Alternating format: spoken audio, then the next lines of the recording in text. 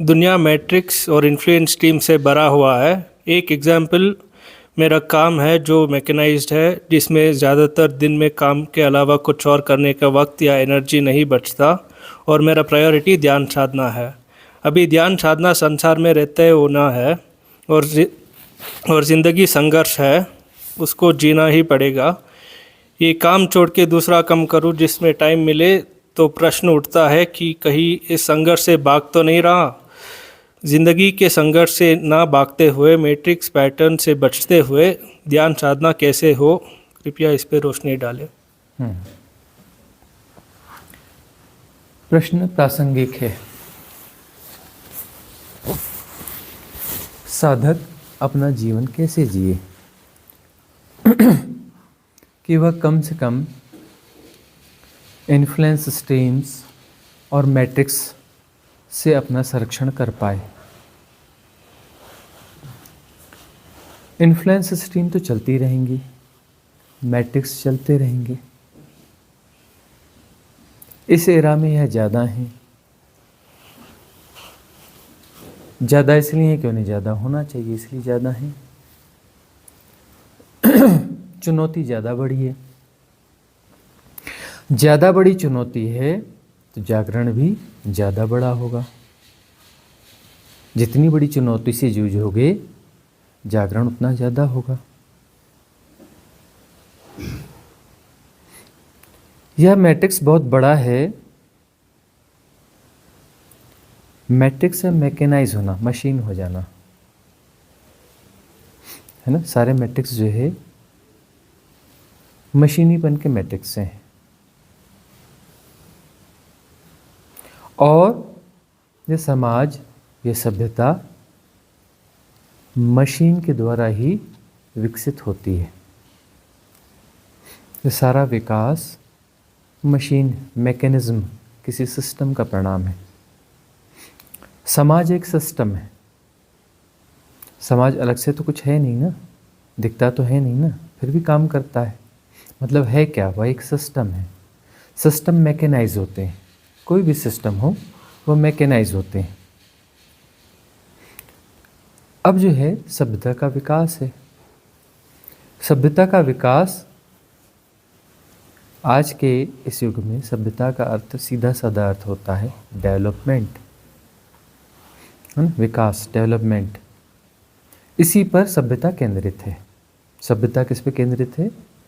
Development. और development कौन सा होना चाहिए? इंफ्रास्ट्रक्चर, है ना। अब इंफ्रास्ट्रक्चर को बिल्ड करने के लिए आपको सिस्टम और मैकेनिज्म, इनका सहयोग लेना पड़ेगा। यह सहयोग लिया जा रहा है क्योंकि वह आग्रह बन चुका है। वह आग्रह बन चुका है और यह स्वाभाविक भी है। यदि ये जो ग्रह है, धरती ग्रह, इसमें ज़रूरत से ज़्यादा मनुष्य हो रहे हैं तो उनका सर्वाइवल सुनिश्चित होना चाहिए। मनुष्य जो है एक सामाजिक प्राणी है, तो उनका सर्वाइवल सुनिश्चित होना चाहिए। उतनी ही ज़मीनों में आपको ज़्यादा अनाज पैदा करना है, ज़्यादा सब्जियां पैदा करना है, डेयरी प्रोडक्ट्स पैदा करना है। उनके लिए ज़्यादा घर बनाने हैं, ज़्यादा मजबूत घर बनाने हैं। आपको ज़्यादा माइनिंग्स करनी पड़ेंगी, धातुओं की ज़्यादा ज़रूरत पड़ेगी, मिनरल्स की ज़्यादा ज़रूरत पड़ेगी। धरती वही है, अब उसका दोहन आपको ज़्यादा करना पड़ेगा। क्यों? क्योंकि आपकी संख्या ज़्यादा हो चुकी है और आपके जीवन जीने की जो प्रायोरिटीज़ हैं, ढंग हैं, वो बदल गए हैं। हर कोई व्यक्ति आकर्षित है। किस तरफ आकर्षित है? कि वह जो है एक अच्छे इंफ्रास्ट्रक्चर में रहे। देखते नहीं, लोग शहरों में जाते हैं, शहरों में रहना चाहते हैं क्योंकि उनको वहाँ का इंफ्रास्ट्रक्चर अच्छा लगता है कि वहाँ पर जो है आपको इंटरनेट की स्पीड थोड़ी ठीक मिलनी चाहिए, आपको सड़कें अच्छी मिलनी चाहिए, है ना। परिवहन की सुविधाएं, ट्रैवल की सुविधाएं बहुत अच्छी मिलनी चाहिए, बिजली की सुविधाएं अच्छी मिलनी चाहिए, गैस की पाइपलाइंस होनी चाहिए। तो वह सब चाहिए। अच्छा मार्केट चाहिए, ज़रूरत की चीज़ें जल्दी आपको मिल जाए, तो इंफ्रास्ट्रक्चर का आग्रह है। यदि इंफ्रास्ट्रक्चर का आग्रह है तो इंफ्रास्ट्रक्चर को विकसित करना पड़ेगा, और उसको यदि विकसित करते हैं तो आपको मैकेनाइज होना पड़ेगा। करेगा कौन? आपने ही तो करना है ना, कोई दूसरा तो करेगा नहीं। अब सबने उसको विकसित करना है, मिलजुल कर करना है, तो उनको सबको सिस्टम्स को फॉलो करने पड़ेंगे, और सिस्टम्स जो है वो आपको इन्फ्लुएंस कर रहे हैं कि आपको जो है ज़्यादा मैकेनाइज होना है। ज़्यादा मैकेनाइज हो गए तभी आपको इंफ्रास्ट्रक्चर मिलेगा। वह संरचना, अधोसंरचना जो है आपको मिलेगी तभी जब आप ज़्यादा सक्रिय होंगे इस दिशा में, ज़्यादा मैकेनाइज होंगे। इसकी आपको ट्रेनिंग्स लेनी पड़ेंगी। ट्रेनिंग्स क्या है? ट्रेनिंग्स है जो स्किल्ड पर्सनालिटीज़ कहते हैं। ये स्किलनेस क्या है? मतलब आपको थोड़ा मशीन हो जाना चाहिए। आपके सबकॉन्शियस माइंड को कुछ ऐसी ट्रेनिंग्स दी जाएंगी कि आप जो है सहजता से मशीन की तरह काम कर लें। अब मशीनों का निर्माण करना है तो मशीनों का निर्माण करने के लिए मनुष्यों को भी तो मशीन जैसा होना पड़ेगा ना। किसी टेक्नोलॉजीज़ को डेवलप करना पड़ेगा ना, तभी तो मशीनों का निर्माण करोगे। और उन मशीनों को चलाने के लिए आपको उस टेक्नोलॉजी की समझ होना चाहिए। मतलब आप उस टेक्नोलॉजी में प्रवेश करेंगे, आप अपने मन को प्रशिक्षित करेंगे उस टेक्नोलॉजी के अनुरूप। मतलब आप अपने भीतर अपने आप को जो है किसी सिस्टम में ढालेंगे, किसी मैकेनिज्म में ढालेंगे, उस मैकेनिज्म के फ्रेंडली बनाएंगे आपको, फ्रेंडली ऑफ मैकेनिज्म, ऐसा आप अपने आप को बनाएंगे। ऐसा बनाएंगे तभी तो संभव है ना, यह अधोसंरचना, यह इंफ्रास्ट्रक्चर तभी तो संभव है ना। तो इस दिशा में चल रहे हैं। अब बैलेंस कैसा करें? क्योंकि मशीन के साथ आप जब जीते हैं तो आप स्वयं मशीन होते जाते हैं। जितनी मशीन के संगत में रहेंगे उतने आप मशीन होते चले जाएंगे। ये स्वाभाविक स्थिति है। संगति आपको निर्मित करती है ना। तो मशीन की संगति, टेक्नोलॉजी की संगति आपको मशीन में परिणत कर रही है। मतलब आप जो धीरे धीरे कम मनुष्य होते जा रहे हैं। मनुष्य जो है, जो सहज मनुष्य है, वह मशीन की तरह व्यवहार नहीं करता है। वह कम प्रेडिक्टेबल होता है, और जो मैकेनाइज होता है वह प्रेडिक्टेबल होता है। उसके बारे में आप बता सकते हैं, है ना। एक सिस्टम को फॉलो कर रहे हैं, इतने बजे इसका ऑफिस है, इतने बजे यह ऐसे करेगा, इतने बजे फिर वो उसको सिस्टम से चलना पड़ा, इतने बजे चाय पिएगा, इतने बजे खाना खाएगा, इतने बजे ये होगा। इसको सैटरडे संडे की छुट्टी मिलती है, तो सैटरडे संडे को या इस प्रकार से जीता है। उसमें भी जो हॉलीडेज़ हैं वो इन्फ्लुएंस सिस्टम पीछा नहीं छोड़ती हैं। उसमें भी सोचता है कि मैं कहीं कुछ अब पिछड़ा हूँ तो अपडेट हो जाऊँ, क्योंकि बाकी समय तो फुर्सत मिलती नहीं। टेक्नोलॉजी अपग्रेड हो रही है, यह तो एक विशेष सर्कल है ना। टेक्नोलॉजी तो लगातार अपग्रेड होगी, अधोसंरचनाएं लगातार आगे बढ़ेंगी। आपको लगता है कि आप पिछड़ रहे हैं तो आप अपडेट हो जाएं, तो आप अपने स्किल को फिर अपडेट करने के लिए उस छुट्टी वाले दिनों में भी कुछ ना कुछ थोड़ा बहुत करते रहते हैं। आप उसे टच में नहीं रह सकते, अनटच नहीं रह सकते ना, मतलब टच में रहना पड़ेगा।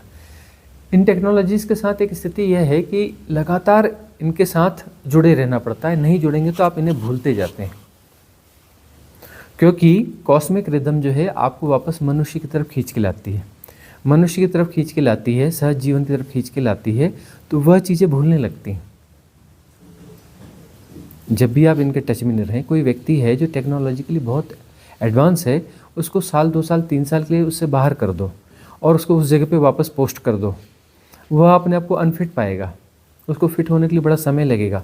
और इस बीच में टेक्नोलॉजी कहीं आगे भी जा चुकी है, वह अपडेट हुआ नहीं, और पुराना भी वो काफ़ी भूल चुका है। कॉस्मिक रिदम उसे सहजता की ओर ले गई, कॉस्मिक रिदम उसे सहजता की ओर ले गई, कम टेक्नोलॉजी की ओर ले गई। तो यह एक विशेष सर्कल तो है। चुनौती बहुत बड़ी है, बहुत बड़ी चुनौती है, और इससे जूझना टेढ़ा मामला तो है। इसलिए जीवन में साधना को बढ़ाना पड़ेगा, साधना को बढ़ाना पड़ेगा ताकि आप उसे बैलेंस कर पाएँ, यह समझ पाएँ कि टेक्नोलॉजी है और इसका प्रयोग समय पे होता है, लेकिन टेक्नोलॉजी सब कुछ नहीं है। मैं टेक्नोलॉजी नहीं हूँ, क्योंकि कोई व्यक्ति क्या है, व्यक्ति जो है इंडिविजुअलिटी क्या है, बहुत गौर में देखो तो वह भी जो है कोई सिस्टम ही है, उसके अंदर भी कुछ टेक्नोलॉजिकल पैटर्न्स हैं, उन पैटर्न्स को फॉलो कर रहा है। तो इन्फ्लुएंस स्ट्रीम जो है उसमें नए पैटर्न ऐड कर रही है और पुराने पैटर्न्स को अपडेट कर रही है। तो पहले भी तुम हो तो टेक्नोलॉजी ही है ना, थोड़ी डिफरेंट किस्म की हो। अब जो है थोड़े ज़्यादा क्रिटिकल हो गए, ज़्यादा क्या हो गए, टिपिकल हो गए, ज़्यादा क्या हो गए, जटिल हो गए, ज़्यादा जटिल हो गए। पहले कम जटिल थे, अब ज़्यादा जटिल हो गए। अच्छा, कम जटिल थे तो ऊब पैदा नहीं होती थी ज़्यादा, ठीक है ना, एडजस्टेबल था। समस्या तो वह भी थी, मुक्ति तो वहाँ भी नहीं होनी, बीमारी तो थी वहाँ पर, लेकिन कम बीमारी थी तो चलता है। कम बीमारी में लोग जीते रहते, चलते रहते, अरे चलता है, चलने दो, हल्की फुल्की दवा खा ली, चलने दो। ज़्यादा बीमारी हो गई, नहीं अब नहीं चलेगा, पूरा चेकअप कराना पड़ेगा, प्रॉपर ट्रीटमेंट लेना पड़ेगा, एडमिट होना पड़ेगा, इसका निदान करना पड़ेगा। अब इसका निदान प्रॉपरली करना पड़ेगा। तो अब जो है बीमारी बढ़ रही है, बीमारी बढ़ रही है तो बीमारी को झेलना थोड़ा मुश्किल भी हो रहा है, ठीक है ना। तो अब इसका इलाज प्रॉपरली करना भी पड़ेगा। तो इसका पहले आकर्षण तो है, आकर्षण उस हद तक ले जाएगा कि अब इसके बाहर छलांग लगानी जरूरी हो जाएगी, अब इसके साथ नहीं जिया जा सकता। अब अभी अपने आप को समझा रहे हो, अभी द्वंद्व में हो, प्रश्न भी है और समझा भी रहे हो कि मैं पलायन तो नहीं कर लूँगा, है ना, और छलांग लेनी पड़ेगी। अब छलांग लेने के लिए जो है बहुत सारी समस्याएं, बाय द वे छलांग ले ली, लेकिन अब मुझे यह जीवन नहीं जीना है, मुझे जो है वह एकदम एडवांस इंफ्रास्ट्रक्चर नहीं चाहिए, मुझे शहर नहीं चाहिए, मुझे वह इंटरनेट की हाई स्पीड नहीं चाहिए, मुझे वह 24 घंटे बिजली नहीं चाहिए, मुझे गैस सिलेंडर की पाइपलाइन घर में नहीं चाहिए। मैं जो है पहाड़ में रहूँगा और गैस सिलेंडर कहीं से ढो के लेके अपने रूम पे ले आऊँगा, बिजली थोड़ी आएगी जाएगी, चला लूँगा, है ना, और ये सब हो जाएगा। लेकिन ऐसा यदि कोई निर्णय लेते हो कि यहाँ पर जो है प्रकृति के साथ में थोड़ा संघर्षपूर्ण जीवन जी लूँगा, वहाँ आनंद भी है, संघर्ष भी है, इसे चुन लूँगा, इसे चुनने के लिए भी आसानी तो है नहीं, क्योंकि सामाजिक संरचना है ना, वह कहेगी कि तुम यहाँ आना चाहते हो, बहुत अच्छी बात है, यहाँ आने के लिए तुम्हारे पास पैसा है, तुम यहाँ पर जो है घर लोगे, घर लेने के लिए तुम्हारे पास पैसा है, तुम यहाँ पर अपना इस्टेब्लिशमेंट क्रिएट करोगे, उसके लिए तुम्हारे पास पैसा है, और आगे तुम्हें सर्वाइवल करना है तो तुम्हें जो भोजन की ज़रूरत, राशन पानी जो भी चाहिए, ज़रूरत की चीज़ें चाहिए, क्या तुमने उसके लिए कोई व्यवस्था करी है? क्योंकि तुम्हें जो है वह सब व्यवस्था तो करनी पड़ेगी, क्योंकि सामाजिक संरचना ऐसी है कि इसके जो है तुम एक हद तक तुम इसके बाहर हो सकते हो, पूरे बाहर नहीं हो सकते। तुम शहर में न रहना चाहो, पहाड़ में रहना चाहो, ठीक बात है, तुम उस इंफ्रास्ट्रक्चर को न वो करके यहाँ के इंफ्रास्ट्रक्चर में आना चाहो, यहाँ के अधोसंरचना में आना चाहो, ठीक है बात, है ना। लेकिन अब उसके लिए तुम्हारे पास वो व्यवस्थाएं हैं या नहीं है? उन व्यवस्थाओं के लिए तुम क्या कर रहे हो? इसके लिए शब्द है फाइनेंशियल फ्रीडम। और फाइनेंशियल फ्रीडम के लिए इसी इन्फ्लुएंस स्ट्रीम का प्रयोग करना पड़ेगा, है ना। और यहाँ आकर भी तुम्हें कुछ ना कुछ तो करना पड़ेगा, तो तुम्हें देखना पड़ेगा कि तुम क्या कर सकते हो, इसके अलावा किस तरीके से अपना काम कर सकते हो, या फिर उसी चीज़ को जो अब आ तो गई है उसी का कुछ ऐसा प्रयोग कर लो, जैसे होता है ना कि क्या बोलते हैं इसको, वर्क फ्रॉम होम।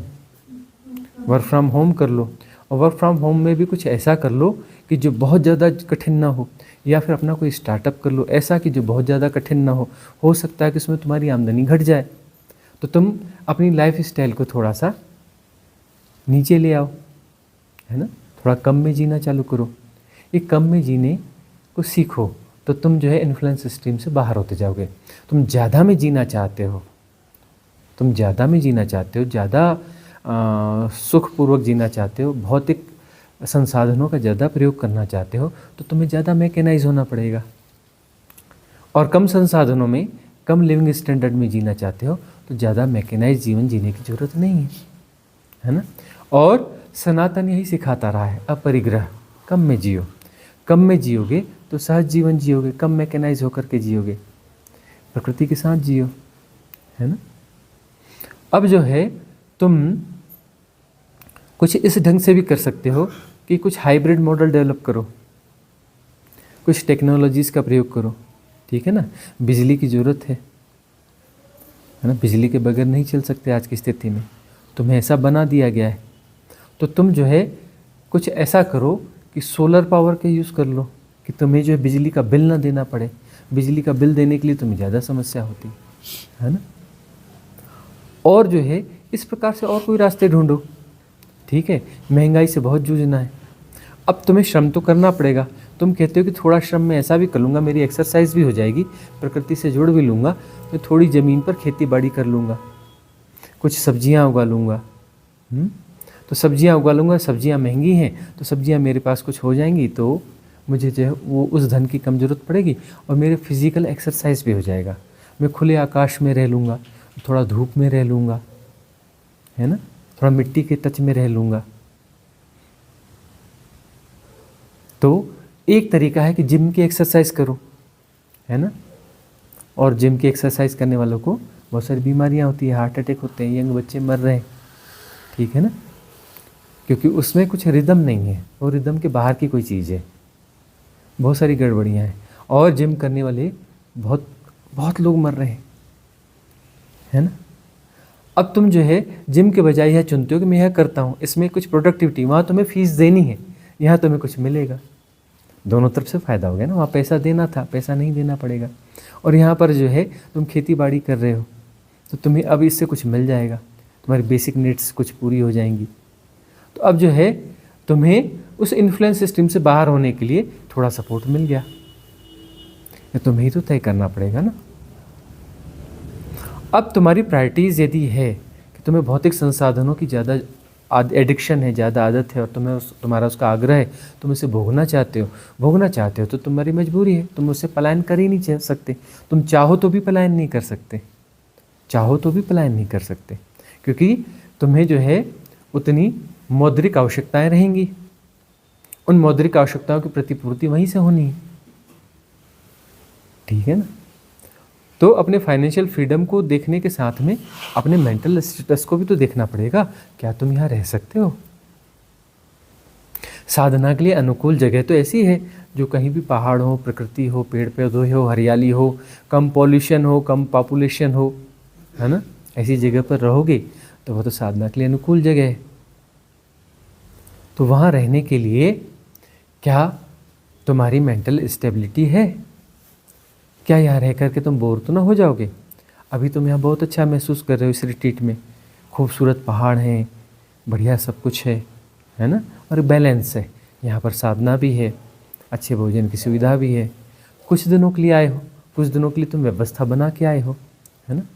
और जो है उस प्रकार से कंट्रीब्यूशन से यह होटल लिया गया है, होटल की व्यवस्थाएं की गई, ये सब अपना चल रहा है और यहाँ तुम्हें अच्छा लग रहा है। तो अंदर यह द्वंद्व उठ रहा है कि इस जीवन को क्यों न जिया जाए, सातत्यपूर्वक जिया जाए, इसी जीवन को क्यों न कंटिन्यू किया जाए। लेकिन वहाँ जीने पर वहाँ भी दिक्कत है, अब करूँ क्या? मन कॉन्फ्लिक्ट पैदा कर रहा है, क्योंकि रिलेटिविटी तो खड़ी हो गई है ना, दोनों चीज़ें दिख रही हैं। अब इस मन कह रहा है कि चुनो क्या बेहतर है। मन के दो हिस्से हैं, एक साधना की तरफ झुका हुआ है, एक संसार की तरफ झुका हुआ है ना। तो जो साधना की तरफ झुका हुआ मन है वह कहता है कि कुछ ऐसा चुनो। अब अंदर द्वंद्व चल रहा है। अब ऐसा चुनने के लिए कभी देखो आकर के कि जब ये संग तुम्हारे साथ नहीं है, संग तुम्हारे साथ नहीं है, ये माहौल तुम्हारे पास नहीं है, तो क्या तुम वहाँ पर रह पाओगे? कुछ दिनों में क्या तुम बोर्डम के शिकार ना हो जाओगे? क्या तुम्हें वहाँ का वो व्यस्त लाइफ का आग्रह और वहाँ की व्यस्तताएं, वहाँ का कल्चर, वहाँ का फूड, वहाँ की चीज़ें वो आकर्षित न करेंगी? तो तुम यह जब चुनते हो तो यहाँ पर कि जो जटिलताएं आएंगी, जो समस्याएं आएंगी, क्या उन समस्याओं के एक साथ तुम सहजता से जी पाओगे? यहाँ तुम्हें वैसा फूड नहीं मिल पाएगा, वह ऐसे मित्र नहीं मिल पाएंगे, वह भाषा नहीं मिल पाएगी, वह आबोहवा नहीं मिलेगी, दूसरी आबोहवा मिलेगी। यह आबोहवा कुछ दिन के लिए अच्छी है क्या? हमेशा के लिए अच्छी है, क्योंकि यहाँ पर हमेशा स्प्रिंग भी नहीं रहता है। कुछ समय ऐसा भी होगा जब बर्फ़ पड़ेगी, बहुत ठंड पड़ेगी, है ना, तो क्या तुम उसमें एडजस्ट कर पाओगे? तो वह सारी चीज़ों को समझना पड़ेगा और अपने मेंटल स्ट्रक्चर को भी समझना पड़ेगा। क्या तुम इस स्थिति में राजी हो पाओगे? अब हम भी तो हैं मैदानों के ना, बरसों से यहाँ रहते हैं, बरसों से रहते हैं। हम देखते हैं बहुत लोग हैं पहाड़ों से बहुत प्यार करते हैं, आते भी हैं और चले भी जाते हैं, रह लेते हैं कुछ दिन फिर चले जाते हैं। बातें बहुत अच्छी है उनकी, पहाड़ों से प्रेम भी बहुत है, लंबा नहीं रुक पाते। बहुत सारे किंतु परंतु हैं इसमें, लेकिन उसमें भीतर ढूंढेंगे तो लंबा रहना मुश्किल भी है। ऐसा सोचना आसान है कि यहाँ कोई घर मिल जाएगा, ले लेंगे रेंट पे, अपना किचन हो जाएगा, हम अपने हिसाब से रह लेंगे, बहुत अच्छा है। एक हफ्ता बहुत अच्छा जाएगा, दूसरा हफ्ता भी ठीक ठीक जाएगा, तीसरा हफ्ता भी चला लेंगे, चौथे हफ्ते में दिक्कत आ जाएगी, पाँचवा हफ्ता में भागो भागो, छठवें हफ्ते में ठहर नहीं सकते। तब यहाँ की समस्या और बाकी चीज़ें दिखेंगी। अभी पॉजिटिव पॉजिटिव देखा है, निगेटिव निगेटिव उभर के आएगा धीरे धीरे, है ना। तो यहाँ हर जगह हर कुछ होता है, कहीं पॉजिटिव है कहीं निगेटिव है, ठीक है ना। हाइब्रिड मॉडल, बहुत सारे हाइब्रिड मॉडल हैं। तो इस हाइब्रिड मॉडल को डेवलप करने के लिए यह है कि फिर कहीं ऐसी जगह पर बसो, इन्फ्लुएंस स्ट्रीम्स जहाँ पर कम से कम हो, तो संघ अपना चुन लो।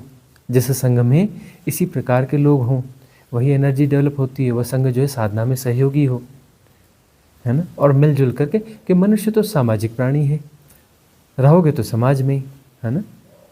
जो लोग जंगलों में रह के तपस्या करते हैं ना, भिक्षाटन करने के लिए गाँव में ही तो आते हैं, समाज के पास ही तो आते हैं। भोजन की व्यवस्था तो समाज ही करता है ना, समाज से जुड़े रहना पड़ता है। क्या तुम वैसा भिक्षु वाला जीवन जी सकते हो? कुछ चीज़ें प्लस दिखेंगी और वहाँ के संघर्ष और चुनौतियाँ अलग होती हैं। बहुत सारी चीज़ों को, कैसी कैसी चीज़ों को, कैसे कैसे लोगों को कैसे तरीके से ओबलाइज भी करना पड़ेगा, वह भी तुम्हें देखना पड़ेगा। तो क्या तुम्हें उसका वह हरा हरा ही दिख रहा है कि बाकी चीज़ें भी दिख रही हैं? हर एक साधक को कह रहे हैं, हम तुम्हें ही नहीं कह रहे हैं, कि तुम्हें हरा हरा तो दिख रहा है, पॉजिटिव पॉजिटिव दिख रहा है, बाकी चीज़ें दिख रही हैं या नहीं दिख रही हैं? तो वह भी देख लो, सम्यक दृष्टि। तो हाइब्रिड मॉडल डेवलप कर लो, तो ऐसा होगा कि अपना संघ निर्मित कर लो। संघ निर्मित है तो संघ के साथ में कोलैबोरेट हो जाओ। ऐसी जगह पर सस्टेनेबल मॉडल को विकसित करो जहाँ पर प्रकृति के साथ जीना हो, प्रकृति के साथ जीना हो, अपना सस्टेनेबल मॉडल हो, अपना फूड खुद पैदा करो, अपनी ज़रूरतें कम करो, और कुछ वहाँ पे कुछ नए काम भी ढूंढो, और पुरानी स्किल्स का भी थोड़ा प्रयोग करो। पुरानी स्किल्स हैं तो सही, उनका भी थोड़ा प्रयोग करो, ठीक है ना। हाई स्पीड इंटरनेट ना होगा, लो स्पीड इंटरनेट होगा, उसके सहयोग से तुम अपना कुछ वहाँ से भी अर्न कर लो, है ना। व्यापार वहाँ के कम कर दिए, व्यापार की स्किल है तो यहाँ रह करके कुछ दूसरे व्यापार कर लो जो यहाँ पर संभव है। मुनाफे उतने ना होंगे, कम होंगे, उस कम में गुजारा करना सीख लो, उस कम में गुजारा करना सीख लो।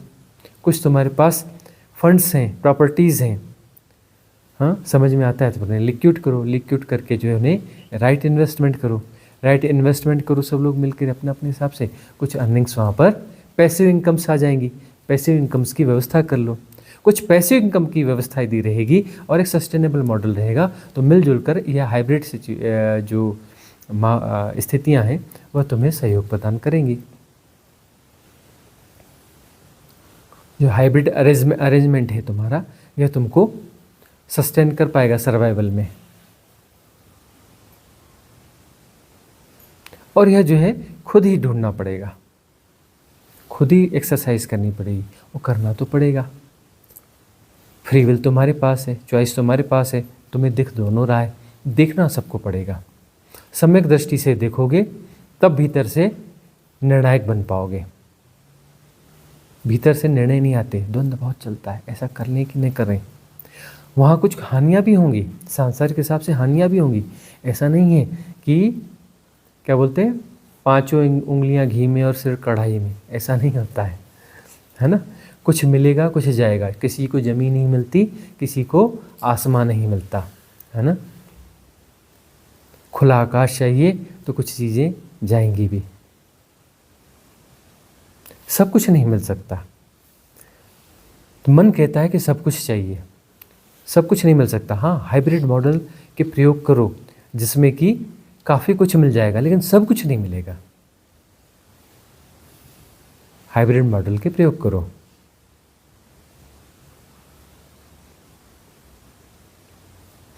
करना खुद ही पड़ेगा।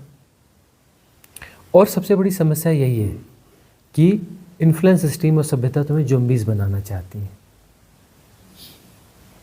तुम्हें ज़ॉम्बीज़ बनाना चाहती, क्योंकि तुम ज़ॉम्बीज़ बनकर ही अधोसंरचना को आगे ले जा सकते हो। पूरी दुनिया नहीं देख रहे किस तरफ दौड़ रही है, अधोसंरचना आगे जानी चाहिए, इंफ्रास्ट्रक्चर जो है और आगे जाना चाहिए।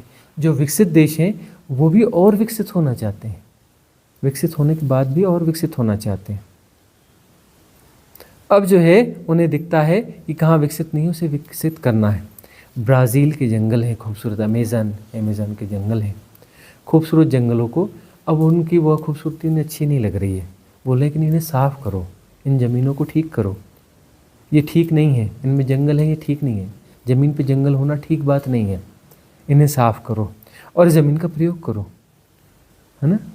वहाँ एग्रीकल्चर वहाँ लगाओ, वहाँ बस्तियाँ लगाओ, यह करो वह करो, और वहाँ फिर फैक्ट्रियाँ भी लगा लो, वहाँ बाकी चीज़ें भी कर लो। जाना उसी तरफ है, जाना उसी तरफ है। गांव-गांव में इंटरनेट चाहिए, गांव-गांव में बिजली चाहिए, गांव-गांव में वह सुविधा चाहिए जो शहर वालों को मिलती है। तो गांव-गांव में वो सारी सुविधाएं मिल जाएंगी जो शहर वालों को मिलती हैं, तो गांव शहर हो जाएंगे। और शहर बनने के लिए आबादी की ज़रूरत होती है ना, तो आबादी बढ़ाने में तो हम माहिर हैं ही, है ना।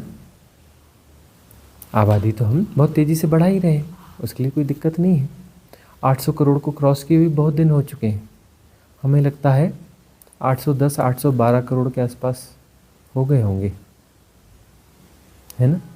शायद और ज़्यादा हो गए हों, बहुत जल्दी 800-850 करोड़ पे पहुंच जाएंगे, क्योंकि जनसंख्या का मामला कुछ ऐसा है ना।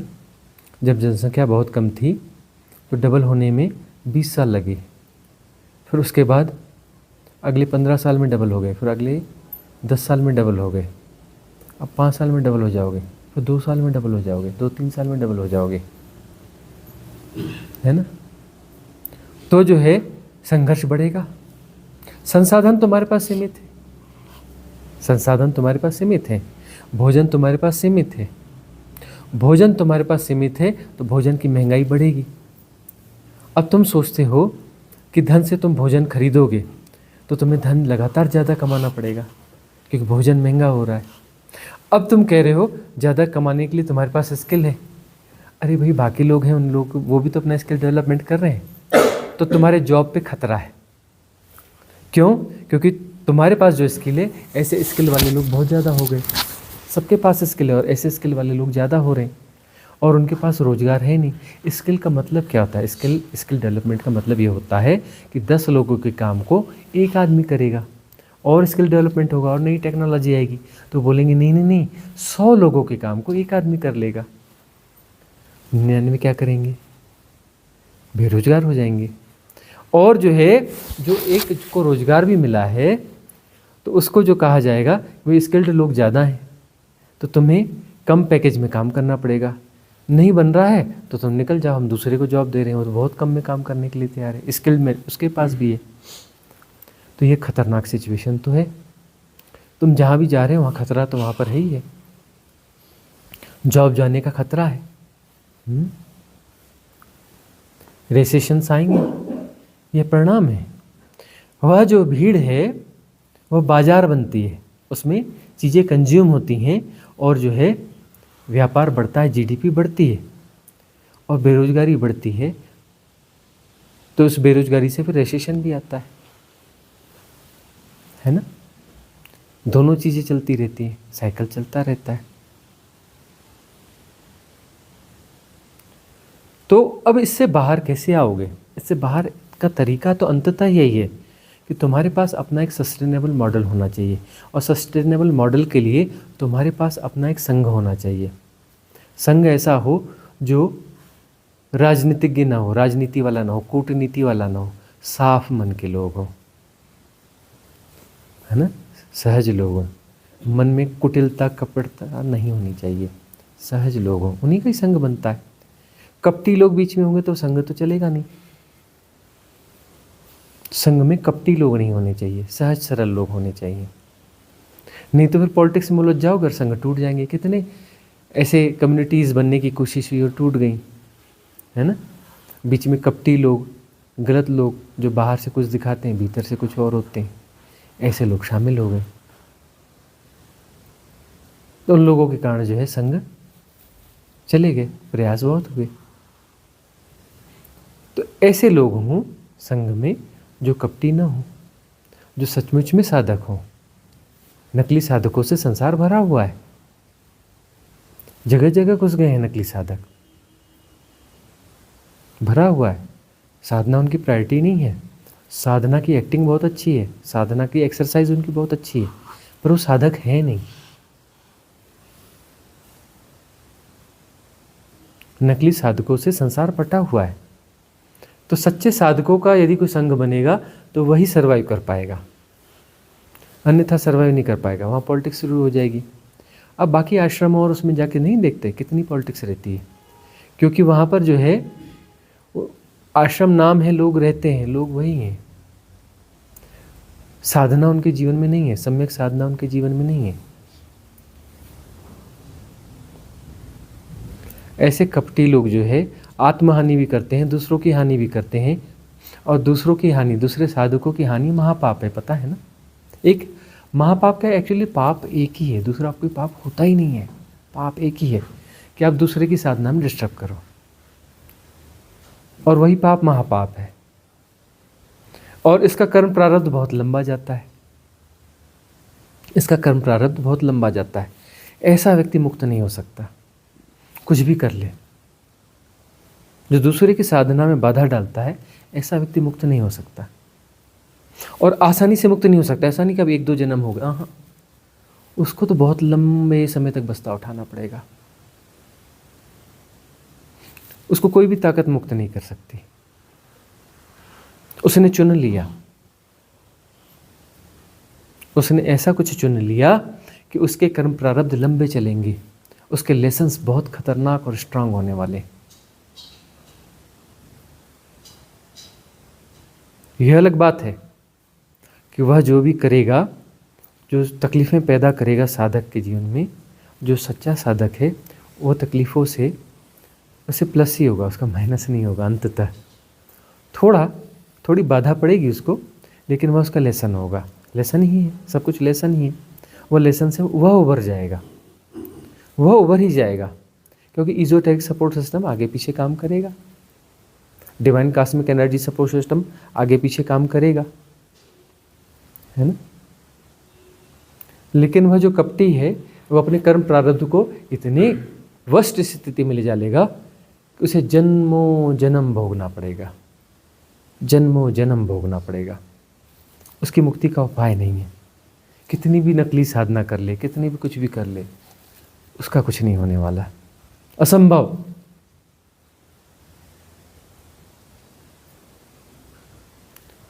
सांसारिक कपट कर लोगे, बड़ा पाप नहीं है। सांसारिक हेर फेर कर लो, संसार में जाके तुम गलत काम कराओगे, कर्म प्रारब्ध छोटे मोटे बनते हैं। साधकों के संग में तुम गलत काम करो, महापाप है, महापाप है।